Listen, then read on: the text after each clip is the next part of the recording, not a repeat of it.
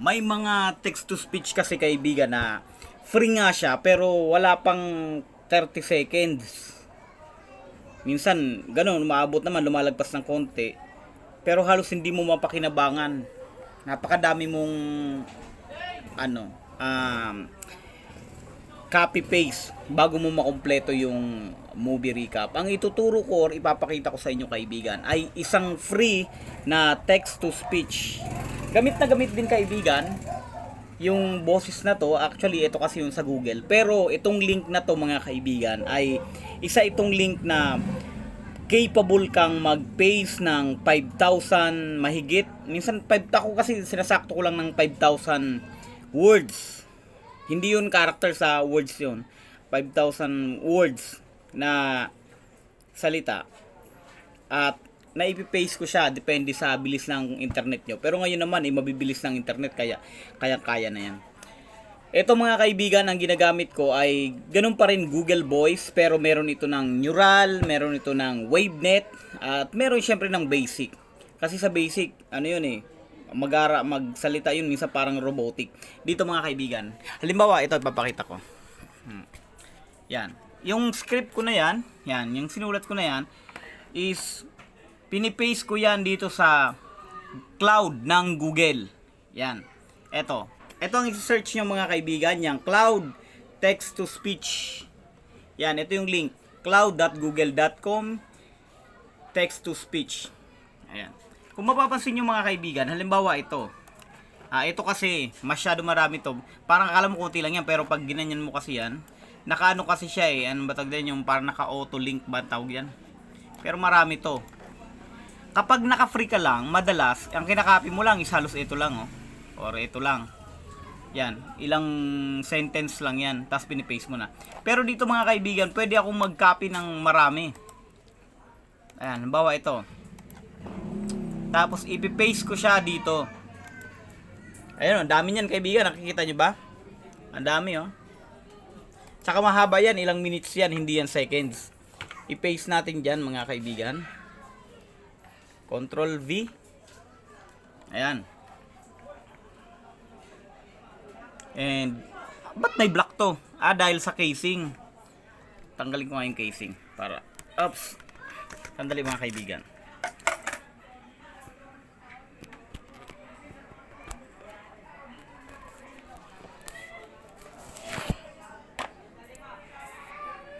Ayan, medyo malinaw na. Tinanggal ko kasi yung casing Oops, huwag ka mai-stop. Ayan. After ma-paste dyan, pipiliin lang natin mga kaibigan tong Filipino. And then, meron to ng option mga kaibigan na basic, which is ito yung madalas nyo na kikita or napapakinggan sa YouTube. Hindi ko yan advisable, pero kung kumbaga parang maganda kasi yan sa mga mababagal yung internet, yung naka-basic na yan. Ito yung basic na to. Sa voice name, makakapili ka yung pambabae, yung ABC, pambabae yan. Itong AB, pambabae, and ito namang CD is panglalaki. Ito namang WaveNet, ito yung very common talaga na na voice. Ang paborito ko diyang gamitin sa WaveNet is yung WaveNet D. Lalaki yan mga kaibigan, pero napakaganda niya ng pronunciation niya ng WaveNet na yan. And ito naman, yung isa yung Neural, halos parang totoong boses to. Ito yung mga napapakinggan nyo na parang totoong tao. Pati yung intonation nila ay iba talaga. Ganun din, yung A is babae and yung B is lalaki. Pero ang ginagamit ko dito, hindi ako nag-i-stick pa rin ako sa style ko para hindi manibago yung mga viewers ko sa Tagalog Pinoy Movie Recap. Pipiliin ko si WaveNet and yung letter D para lalaki, and ipipaste ko siya mga kaibigan. Yan. And ganun lang, i-speak ko lang. Niya na ito ang parehong marka ng mga Diyos, kaya naniwala ang pinuno ng nayon na si Erlang ay isang Diyos na naparito upang tulungan ang mga tao. Tinanggihan ni Erlang ang palagay na yun at ipinahiwatig na bagamat siya ay So papakinggan lang natin para makita nyo kung gano'ng kahaba. ay mortal at wala siyang kapangyarihan na maging Diyos. Siya ay isang demigod lamang. Bagaman ganito, gusto ng matandang lalaki na tulungan ni Erlang ang kanilang nayon, ipinakita niya ang larawan ng goddess na nagpahalikin Kagandahan sa kasi kanyang sa mga tao. text-to-speech, At kaagad na nakilala ni Erlang na si nakaganyan Yon, ang is parehong tao na hindi ka kanyang masyadong kinaharap sa langit. napapagod yung Ipinangako salita ni mo, Erlang na then yung pigilan ang pagbabasa. masamang goddess na ito. Tsaka syempre, Ngunit kailangan ano na niyang rin, muna makuha ang legendary kung ang narinig sandata boses na ko, mas kilala malakas bilang pa yata ang yung speaker. mamamatay ng mga Diyos. Nga pala kaibigan, ang ginagamit kong pang record ay itong Audacity. Ayan. Dito naman sa Audacity, gumagamit ako kaibigan ng itong FX Sounds para ma-distribute ko yung kung galing ba sa thickware or sa speaker, ito which is ito yon, or ito naman yung headset. Ayan. Tapos ginagamit ko siya dito sa speaker, FX Sound speakers, and then sa mic is ganun pa rin. So parang naglo-loop lang siya mga kaibigan. Yan, ito na mga kaibigan. Tapos ko na i-record. Tapos ko na rin i-text to speech. Ayan, may nakalagay na goodbye. Ang gagawin ko na ngayon ay bakit pa ba hinahawakan to? Meron naman pala to ng stand. Kasi hindi kita. Kita ba? Hindi. Natin, yuko natin konti para makita. Yan. Kita na ba? Hindi pa rin Di bali na. Ang susunod na gagawin kaibigan, kasi di ba pag tinignan nyo to, meron ito ng mga ganyan Kaysa sa isa-isa mong pipindutin yung delete, tapos ito, i-delete mo din. May mas madaling paraan kasi. Ayan nakikita nyo mga kaibigan yung gap, ang dami. Ang ginagawa ko niyan kaibigan, pinipindot ko yung Control A or Select All, then sa effect, hahanapin ko dito yung yung may nakalagay na truncate silence. Ito nakita ko na, truncate. Ito mga kaibigan. Nababasa kaya, truncate silence.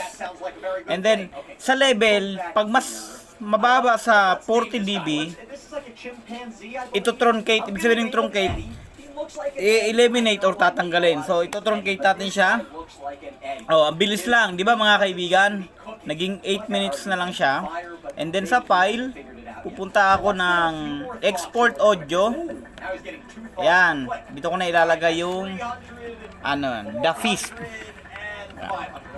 Tapos para iwas copyright, kaibigan, yung attribution ng audio, lagyan mo ng artist name, yung album title which is movie recap, yung year 2024, and genre voice over. Yan. Kasi lumilitaw yan kaibigan sa checking ng algorithm ng YouTube. Mas maganda, mas meron ka ng ganun, mga meta tags ang tawag doon. Okay, I don't want naked chimpanzees walking around, so let's start working on clothing. Okay, I think I have enough thought bubbles. So, yun lang naman mga kaibigan. Pinakita ko lang sa inyo paano ako mag text to speech or paano ako gumamit ng text to speech recognition at ano ang ginagamit ko, paano mag-record. Yun nga, pinakita ko sa inyo, ang gamit ko ay ang Audacity. And para naman sa audio routing is gumagamit ako ng FX Sound. Ito, pakita ko ulit kaibigan, baka makalimutan nyo. Ito, yung FX Sound, ginagamit ko yan para sa audio routing. Para naglo-loop, yung lumalabas sa speaker ay yun din ang lumilitaw sa aking sa recording ng Audacity. And maganda rin kasi itong FX Sound. Minsan gagawa ko ng tutorial niyan. Kasi habang nag-play dyan, pwede ka rin mag-play ng music dito. Yung iba ang lumalabas. So, ganun lang mga kaibigan. Muli ako si Richard Belen at please lang huwag kalimutang mag-like, mag-subscribe at pakipindot na rin ang bell. Hanggang sa muli, goodbye.